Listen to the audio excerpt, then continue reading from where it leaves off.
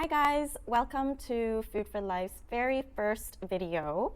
My name is Denise. I'm a holistic nutritionist, and I'm sure I'll be sharing a lot about just my journey in health, how I overcame stage 4 cancer twice actually, and I'm sure as we roll out some of the videos, I'll be sharing a lot just about my journey and all that I've learned through these past 10 years. So December was actually my 10-year anniversary of my very first diagnosis. So I'm very happy to be celebrating alive and well, as you can see. But today, I wanted to actually roll this video out because I know a lot of you guys are sick out there. I know just some of my friends and the people around us in the office even, there's a couple of us sick. I myself was sick since New Year's. I had like a low-grade fever. I'm still learning to listen to my body and slow down. This is something that I'm trying to work on.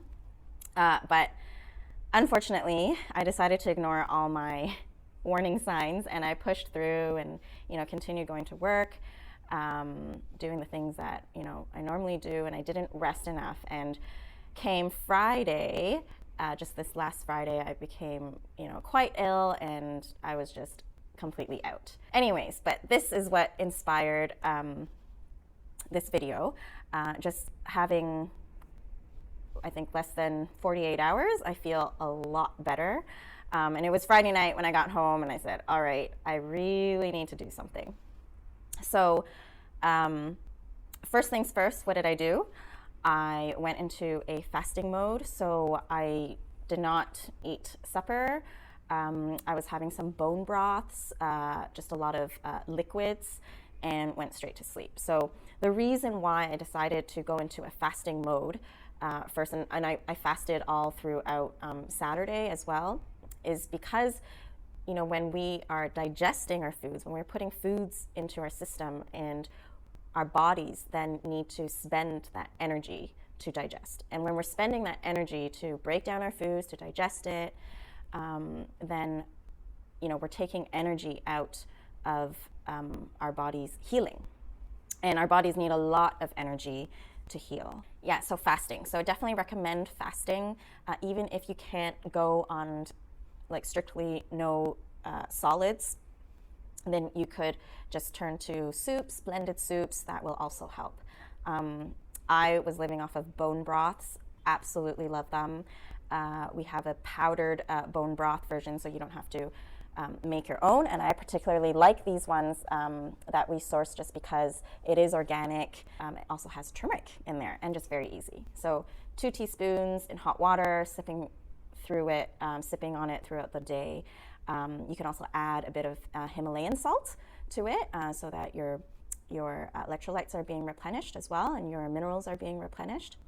So fasting, definitely my number one thing to do first when you're trying to battle a cold, and also on the same lines of storing up your energy so that your body can do its work in fighting this the bug or the flu, is sleep.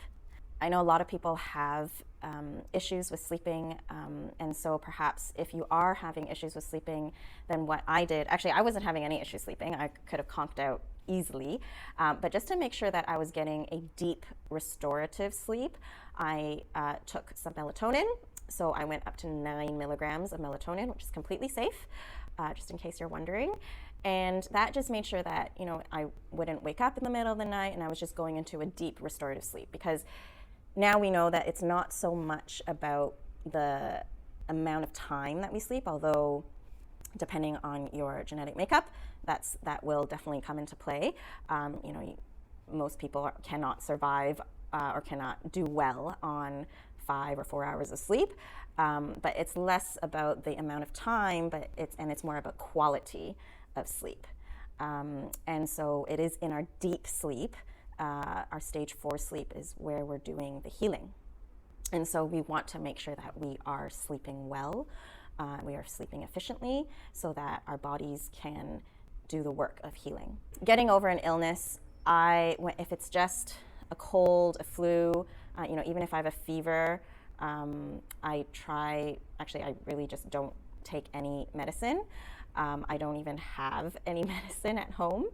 And it's only if I really, really, really need it that I will go see a doctor or go out to the pharmacy and buy some over-the-counter medicine. But generally, I will first try all the natural remedies and really just boost my immune system, because our bodies are made to be able to rejuvenate, to regenerate, and to heal itself.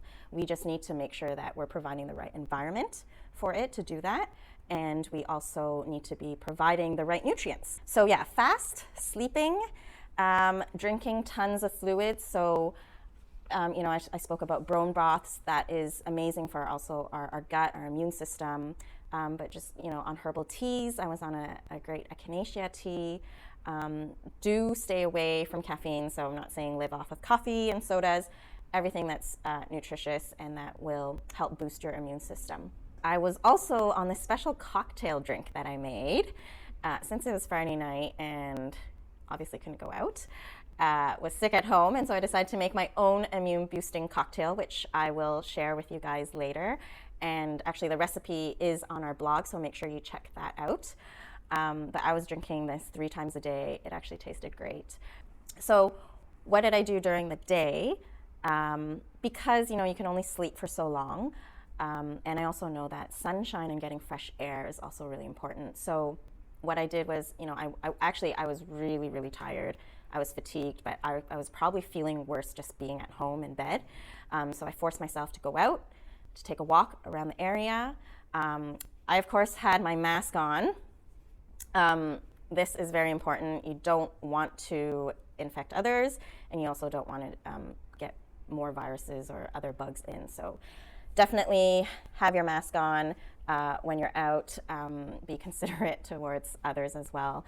But just, breathing in fresh air, as fresh as it can be anyways in Hong Kong. But also getting that sunshine, the vitamin D. The vitamin D is so important. And that's one of the supplements that I boosted myself with. Vitamin D is so important for our immune system. But at the same time, when we're getting the vitamin D into our bodies during the day, it will also help with our sleep at night. So when we're getting in that contact with the sun, it's telling our bodies to downregulate the melatonin. And by evening, when there is no sun, then we should be able to be producing the melatonin naturally. Now, of course, with our phones, laptops, TV, everything, all this blue light, we are having a lot of trouble actually making enough melatonin. So our bodies naturally produce melatonin. It's actually a really potent antioxidant. But this is why I recommend going out during the day, even when you're sick, just to help with that circadian rhythm. And supplementation. So the supplements that I focused on, there's a lot of immune boosting supplements out there, but the supplements that I focused on are really the ones that do have quite a bit of research concerning our immune system. I won't go into such great details about them, but I'll give you what I was taking. So like I said, I was doing a vitamin D3. I take pure encapsulations. I just know that it's pure, lives up to its name, no fillers and all that. But I was doing actually not just 5,000 IU, I was doing 50,000 IUs per day. I know that this may seem that it's a lot. I did come across a research paper where they did do a study, and they showed that at the onset of a cold or a flu, taking at such high doses will actually reduce the recovery time. And so I went right ahead, I did the 50,000, and then the days following, I went back down to 20,000, and I'm still on 20,000 actually, and then afterwards I just go back to 10,000 and then my usual 5,000. So you can cycle off of the vitamin D after if you are worried about too high the levels, because it does stay in your body, but especially if you're sick, you probably need that vitamin D. Zinc is also another well-researched nutrient for the immune system. Typically, one would only need 30 milligrams per day, but I went up to 50 to 60 milligrams, so actually 2 capsules of that. After the first or second day, I went back down to 1 milligram. And then the good old vitamin C. We don't give vitamin C enough credit as we should. It's not just for our immune system, but for so many aspects of our health. Vitamin C, I was taking, 3,000, 4,000. I actually wasn't really counting. I just, took them in handfuls. But this one I particularly like. It's the ester C, which is more readily absorbed into your system. And also it includes things like quercetin, rutin, and these are all great because I was dealing with, and I'm still dealing with, cough. So like airways and inflammation. And so like the bioflavonoids, the quercetin, the rutin, these all help with that as well. I was doing the oregano. I was taking about 3 to 4 drops of oregano oil separately away from everything else. You could do it in water. So this oregano oil is diluted in olive oil because it is very potent if you try this. But every time I take it, I just feel like it's killing off all the viruses and the bacteria. And because I didn't know, I don't know whether it's a bacteria infection or it's virus, I was just kind of doing both bacteria and virus killers. So oregano oil, I highly recommend for everyone to keep this in your pantry or your emergency kit. Actually, all of this stuff, thankfully, I had at home. These are, in my emergency kit at home. It's not something that you take every day. It's something that you take if you're sick or if you feel like you're coming down with something, 2 drops, and it kills off a lot of stuff. And lastly was probiotics, of course. Probiotics, so important. I was on the Super 8. I took about 4 to 5 capsules a day. It's up to you. I also happen to have an infant probiotic at home.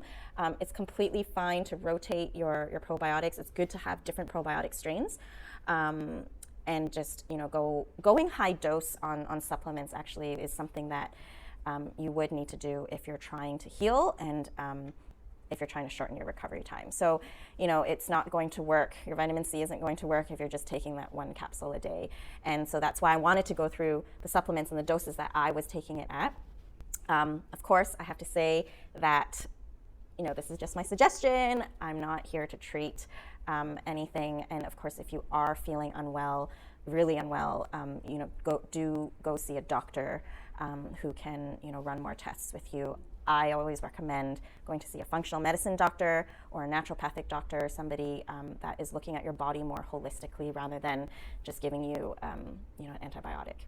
Speaking of antibiotics, if you are on antibiotics, make sure you do a round of probiotics in probably high doses again after your antibiotics. It is really important. The antibiotics will basically kill off, that's what they do, right? They kill off bacteria and they kill off all our good bacteria as well. And we want to make sure that we are recolonizing our gut flora. I know I did go off on a tangent a bit. I did write a blog post on this, so if you want to read that, that's also in the blog. The recipe's in the blog, and I hope to see you guys next time.